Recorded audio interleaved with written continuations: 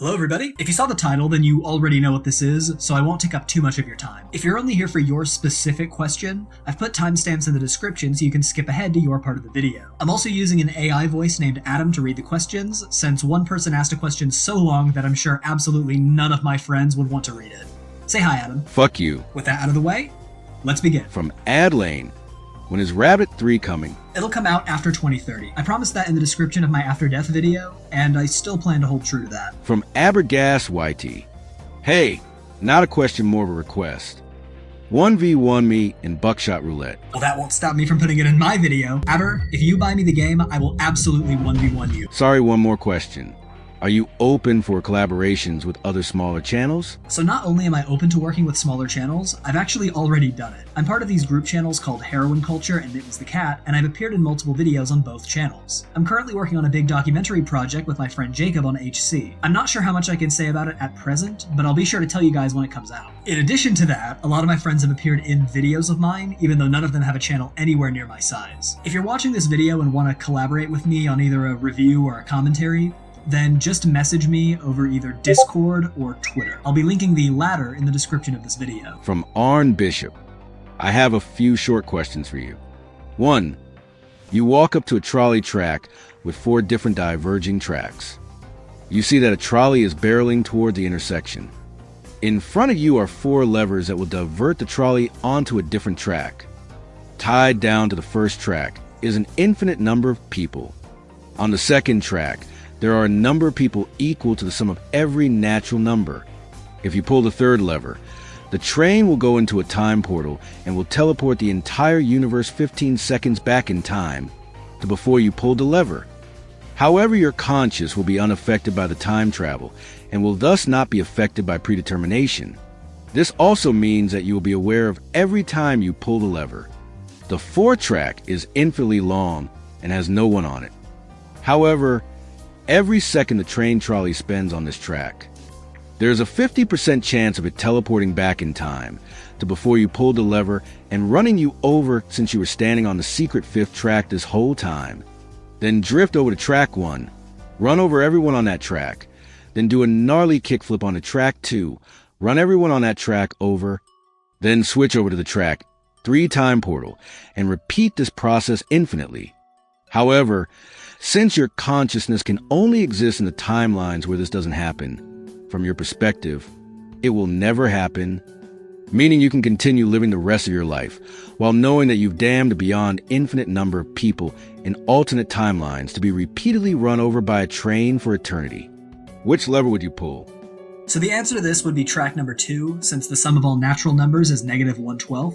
So the train would actually bring back a 12th of a person somehow, thus not killing anybody. The real question here is, how do we get the rest of that person back? 2. Before you pull the lever you chose, you realize you don't actually know which lever redirects the train to which track. Fortunately, there are 3 aliens who can tell you exactly which lever controls which track. One of them is named Bob, another is named Steven, and the third is named Rick. However, you aren't sure which one is which. They explain to you that they will tell you which lever controls which track if you can identify each of them. You may ask up to 3 yes or no questions to one of them at a time. Bob will always tell the truth. Steven will always lie. And Rick will always answer between the truth and a lie. Also, they will only answer with either way or. You don't know which one of those 2 means yes and which means no. Also, every time you ask a question, they will rotate which one of them is a designated truth teller, designated liar, and designated random answerer. How can you correctly identify each of them? Fuck that shit. I am not smart enough to figure that out. I'm a wing it. There's a train barreling towards people. I do not have time to ask aliens a bunch of questions. From I can't think of a name. Cats or dogs? No contest, dogs. I don't consider myself to be particularly good with cats. Ironic, I know. From Corza. What is your favorite animal? I would say that amoebas are the best animals, in fact. I'd love to own one as a pet. Who would win in a fight? 100 men or 1 gorilla? I honestly thought about this one quite a bit, and I have to say 100 men. Gorillas are not that big, and that's a lot of men. Are there any YouTubers that inspired your content? be it in terms of humor, genre, or anything else? Most of my biggest inspirations were people who were active from 2013 to 2020, because I had a lot more time to watch YouTube back then. There are a lot of game reviewers and commentators that I like watching today, but whom I wouldn't call inspirations like the guys I'm about to mention. So when it comes to game reviewers, the earliest ones I remember watching were Normal Boots people, or at the very least people who were adjacent to them. Namely, Peanut Butter Gamer, JonTron, ProJared, Brutal Moose, and Kadikarus. As I got older, I gained more of a taste in people who were less comedy-oriented and more analytical, like Matthew Matosis, Satchbags Goods, and Retropolis Zone. But the two people who've inspired me the most are Jordan Underneath and Some Call Me Johnny. Jordan was someone who encouraged me to make my content as personal as possible.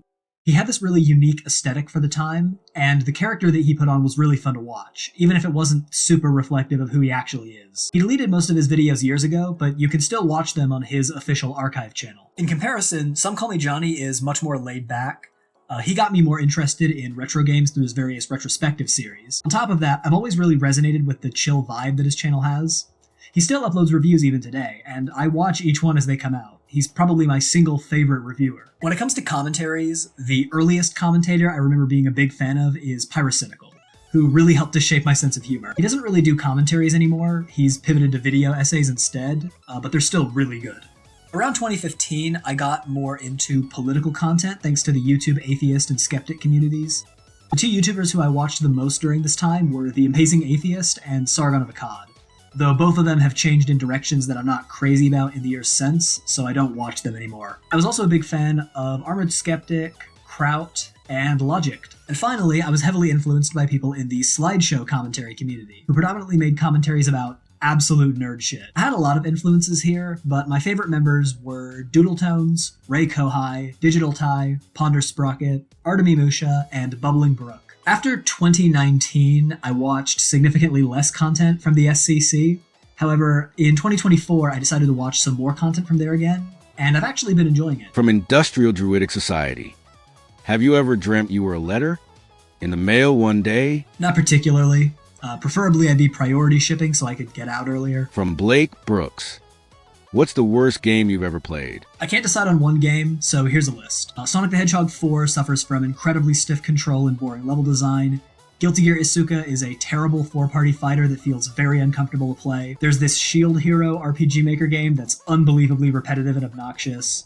The Half-Life Source port is a complete joke and inferior to the original game in every way. Florida Simulator 1986 is a game that went all in on irony and dank memes, even at the cost of making the game fun to play. And finally, One Dog Story feels poorly thought out, and the shady behavior from the devs really soured my opinion on it further. I did a review of this one about a year ago, if you want to hear my thoughts on that one in more detail. I've played worse games through emulation, but I never spent any money on them, so they just don't make me as frustrated as the ones I just listed. From Mimikray, favorite Modican? Mine is smiley face with open mouth. I like the table flip. I just wish I had more opportunities to use it. Also, I drew your profile picture. Enjoy your extra hypothetical nickel. From Nikoru, save Nico or save the world? Save the world, every time. I've literally gone through so many runs of one shot where I told myself that I'm gonna save Nico, and then I just can't bring myself to leave everybody else for dead. From Love K, what's the story behind your username? Honestly, there's not much of one. When I made a Google account, I realized that I needed a username, so I came up with ThatOneGuyWithAFork off the top of my head. I was either 13 or 14 at the time. From TiredKomeiji, what media you think changed your worldview or impacted you the most? I could probably find more examples, but here's what I could come up with off the top of my head. Iconoclasts helped me come to grips with my own views on religion and family. Anodyne 1 and 2 made me a lot less anxious of a person. One Shot heavily influenced my taste in aesthetics, if you couldn't tell. Super Mario Galaxy gave me an interest in space that persists to this day. Adventure Time taught me that I need to be the driver of change in my own world. Rurouni Kenshin showed me the importance of owning my actions. Yu-Gi-Oh! 5Ds showed me that the company I surround myself with will always influence me. Feed showed me that I need to embrace technological progress. That's not what the intended message was, but that's what I took out of it. And the Arc of a Scythe trilogy taught me about the nature of power structures and why they're important. From Trezno Presto. Okay, 1. Your favorite foods and foods you don't like? Hamburgers are my favorite food, but I also like cucumbers, sugar snap peas, bananas, tacos, and milk. My least favorite foods are pickles and soda. 2. Your favorite games? My favorite games are Freedom Planet 1 and 2, Half-Life 1 and 2, Super Mario Galaxy 1 and 2, After Death, Iconoclasts, Terraria, Chrono Trigger, One Shot, The Forest of Drizzling Rain, Touhou 8, Crosscode, and Sonic Mania. I'd go into more detail about why these games are good, but I honestly think you should play them for yourself. 3. Your favorite characters? Okay, so Carol from Freedom Planet, Royal from Iconoclasts, Luca from Chrono Trigger, Fugo from Noelle the Mortal Fate, Yukari from Touhou, Snivy from PokePark 2, Faust from Guilty Gear, Jake from Adventure Time, Pearl from Steven Universe, Kenshin from Rurouni Kenshin, Iroh from Avatar, Dale Gribble from King of the Hill, Rowan from Ark of the Scythe, and Beck from Demonata. I feel bad for asking too much questions. Sorry. Anyway, super secret question. How many Grimace Shake can you eat before you die? You know, I never actually had one back when they sold them. I'm not really much of a shake guy, so considering the fact that they'll probably never reintroduce them, I guess I won't have any before I die. Oh, do you play chess or checkers? I can play chess, but not checkers. I don't play it frequently, but I do know how to play chess. Checkers not so much, though I could probably learn. And do you like coffees? I don't drink coffee. I've seen how dependent my dad is on drinking that stuff every single morning to function, so I don't want anything to do with it. Oh, how old are you actually? I'm 22. From Zappy. Why Nico? Why not your own character? So I use Nico for a few reasons. Number 1, I like his design, and his sprites work very well for stills. And number 2, I've actually had other people comment that they think it's cool that I do this, so why stop? And that is every question answered. Or at least I hope so. I double-checked before writing this, and I'm probably going to do it again after recording. If I did somehow miss your question, then my apologies. Just ask it again in the comments section. This was super fun. I'll definitely do another video like this at some point in the future. Now, if only I knew how to end videos